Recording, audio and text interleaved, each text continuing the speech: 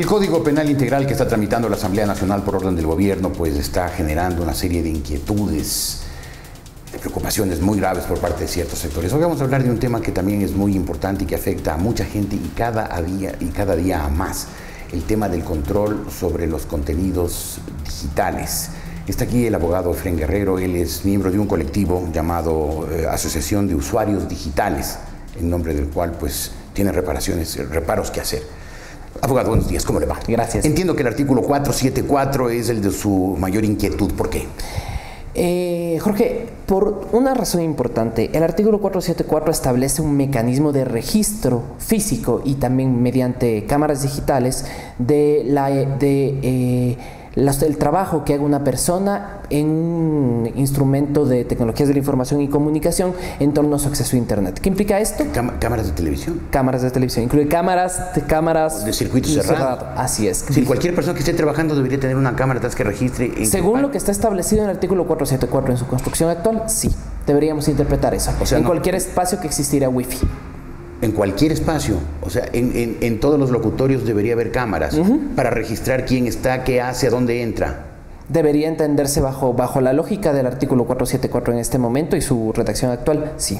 Eso es, aparte de ser terrible, dictatorial, totalitario, es impracticable.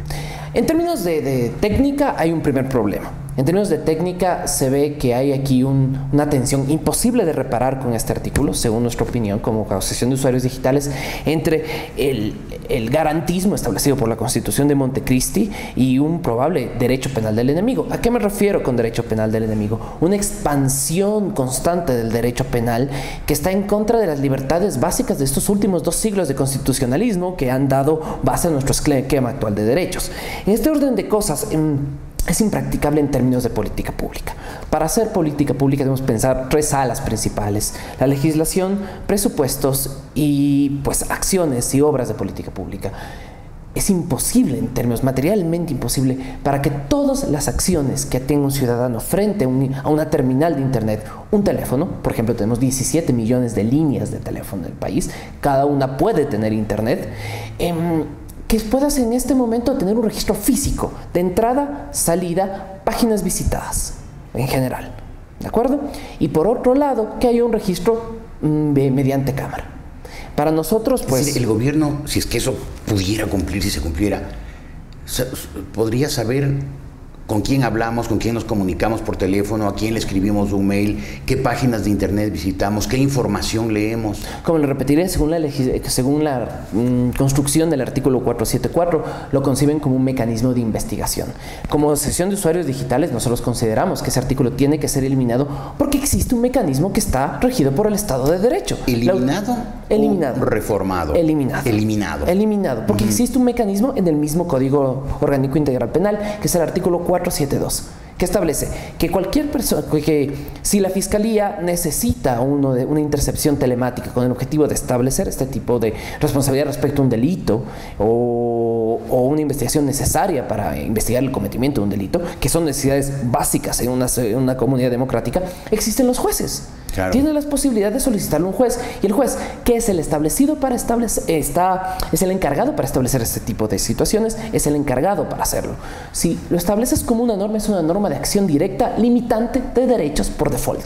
Por tanto, eso como asociación nos parece impracticable en una sociedad democrática. Una sociedad democrática necesita un Internet con 2 características: un Internet libre, en términos de acceso libre y acceso que proteja nuestra privacidad, y un Internet neutral en términos ideológicos. Claro. Esas dos características han ayudado a todas las economías prósperas del mundo a avanzar. Mientras tengas una mayor capacidad de poder utilizar contenidos y acceder a fuentes de información, que son las bases para tener una población no solo bien informada, sino capaz de aportar a los mecanismos democráticos. Sin esas 2 características nosotros no tenemos sentido. No tiene sentido tener un ejercicio. Ahora, ustedes han logrado ser recibidos por alguien de la Asamblea. Yo sé que los legisladores del gobierno no tienen autonomía. ellos son obedientes y no deliberantes, pero en todo caso, ¿alguien les ha oído? Afortunadamente hemos tenido el acceso, el colectivo se ha movido bastante bien estas últimas 2 semanas, hemos tenido acceso tanto acceso a funcionarios del gobierno como funcionarios de la oposición. Mi opinión personal es que veo que no tienen la idea técnica de las características de la aplicación de esta norma, no se dan cuenta de los efectos, y por primera vez le hemos abierto la caja de Pandora de esta serie de efectos que podría tener negativos respecto a la aplicación en el mundo real. Fuimos recibidos el día lunes por miembros de la Comisión de Justicia y básicamente ellos asumían pues que existe una posibilidad de poder discutir nuevamente este artículo. Lo que a nosotros nos gustaría es que se eliminara. Ellos podrán discutir ese artículo si es que el presidente Correa les da audiencia, si no, pues no tienen con quién discutir, tienen que aplicarlo y listo porque esa orden recibieron. Obviamente, yo no sé quién va a discutir las características de los mecanismos de participación política del partido mayoritario, pero por un lado, la apertura que estuvimos de ambas bancadas, de la minoría y de la mayoría, nos mostró que los asambleístas no tenían la idea de las características de este artículo en particular en las primeras sesiones. ¿Y alguien les ofreció algo? ¿Alguien les dijo, esto es una barbaridad, voy a tratar voy a plantear en el debate que este artículo sea eliminado? Directamente no. Tuvimos comentarios pues personales de algunos asambleístas que planteaban, que nos decían, bueno, nos hemos dado cuenta que esto es un problema real. Y nosotros decíamos, por supuesto, porque ustedes ya tienen un mecanismo autorizado por la ley mediante juez. Claro, pero para casos excepcionales, no para que no para todos los días. A todo el mundo porque hay que hacer una diferencia, Jorge, entre dos cosas: intercepción o registro. La intercepción se hace vía autorización de un juez y en el marco de un Estado de Derecho y garantías, una transparencia absoluta de la actividad jurisdiccional. El registro es una actividad diaria, una actividad burocrática, una actividad que genera una base de datos de información sobre la vida de los ciudadanos que como asociación creemos innecesaria para la construcción democrática. Si eso suena a la Stasi, suena a la vida de los otros. Suena a una sociedad de la sospecha. A propósito, bueno, evidentemente en las sociedades democráticas occidentales, las democracias prósperas y libres, estoy hablando de Europa Occidental, estoy hablando de Norteamérica, no existe ningún recaudo de eso en la legislación. No, ¿sabe usted a excepción de una, la americana? El caso PRISM, el caso de los mecanismos de la NSA. Claro. Pero, y ojo, eso es lo que nosotros también manifestamos a la Asamblea. El gobierno nacional y la Asamblea Nacional no pueden irse en contra de su misma decisión. Ellos ya tuvieron una resolución rechazando la actividad de la NSA en el momento que hubo el escándalo Snowden. Claro. El momento que ellos dicen, nosotros estamos en contra, pero generamos este mecanismo dentro del sistema penal. Lo que estamos haciendo... Está mal que lo hicieron ellos, pero lo hacemos nosotros también. Sería una locura. Ahora, ¿usted sabe de algún precedente en legislaciones como porque claro, eso no consta en la legislación americana, es una violación también de la legislación americana.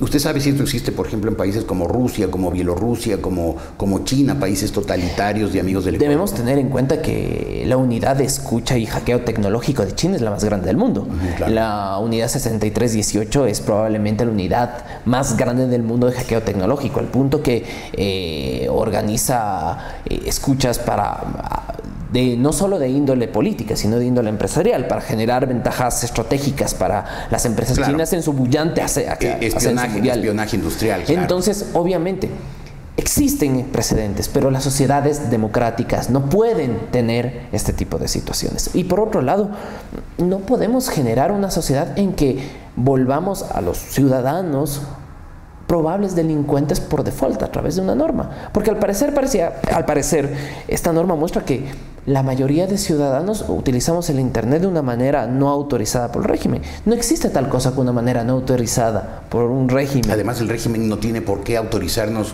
qué hacemos. El uso de una herramienta. Y si utilizamos algún instrumento informático para algo ilegal, para eso están los jueces, para eso está el sistema de derecho, no el sistema de inteligencia del gobierno. No solamente hablamos no quisiera meterme en los mecanismos de inteligencia, porque estos se manejan otro tipo de circunstancias, porque estamos hablando del sistema penal directo. En el sistema penal directo está limitado por el derecho. Punto. Y limitado a través de los derechos humanos establecidos en la Constitución. El artículo 66, establece claramente el derecho al desarrollo de la personalidad, a la privacidad y al acceso a las comunicaciones. Nosotros mismos, esa misma norma estaría por default contraria a la Constitución, de acuerdo a lo establecido en la superioridad de 424 y 425. Para mí, en términos técnicos, esa norma es impracticable. Impracticable a nivel jurídico. Ahora, a nivel de gestión de política pública, entenderíamos las ventajas que tuviera un gobierno que tuviera intereses en la vida ciudadana. De controlar a todos los ciudadanos. De obtener pero eso es propio de dictaduras. Exactamente, pero lamentablemente el Ecuador, bueno, cada día se parece menos a una democracia. Gracias, abogado, por haber estado aquí. No sé si hay algo muy importante más que destacar. Solo quisiera agregarle una cosita. Quisiera que los ciudadanos tengan en cuenta que estos artículos y que estas circunstancias puramente administrativas tienen consecuencias letales en la construcción de derechos. Lo que nosotros quisiéramos es que empezamos a discutir, comentar, hacer de la construcción de la norma una actividad democrática, que todos los ciudadanos estén involucrados. Claro. Y no es cuestión de decir, a mí no me preocupa que me espíen, que me averigüen, porque yo no hago nada ilegal. Yo hago todo correcto y limpio y claramente con la frente en alto y las manos limpias. No se trata de eso, es un asunto de principios. El gobierno, ningún gobierno, por lo menos en democracia, tiene derecho a inmiscuirse en la vida de la gente y en la privacidad al que tiene derecho todo individuo.